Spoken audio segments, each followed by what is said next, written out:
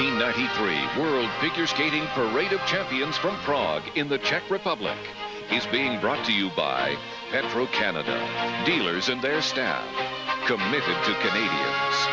Bank of Montreal, committed to being your full-service bank. We're paying attention.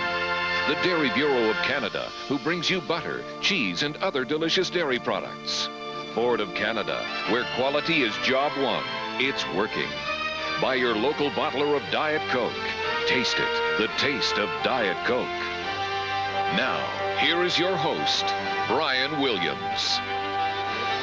Sunday night, and the Sport Hall here in Prague at the Czech Republic is absolutely jammed to the rafters.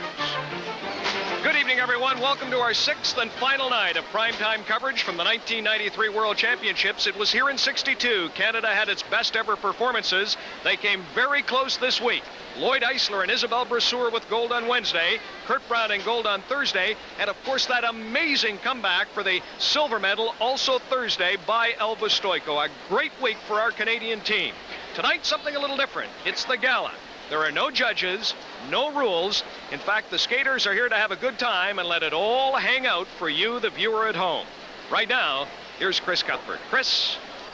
Thanks, Brian. Good evening, everybody. It really has been an amazing competition, from Oksana Baiul winning gold in her first try at a World Championship, with Silva Zulin at last on the top of the podium in the dance competition, to Canadians repeating history and making even more here. Brasseur and Eisler, like the Jelenics, winning the pairs competition. Kurt Browning, like Donald Jackson, winning the men's event. And Elva Stojko making it a 1-2 finish for Canada for the very first time. There's been some great skating competitively, but more great skating to come. And speaking of great skaters, here are Barbara Underhill and Paul Martini.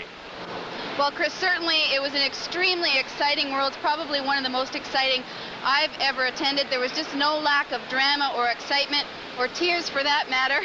And I think the Canadian team just has to be commended because there were just so many great performances from them.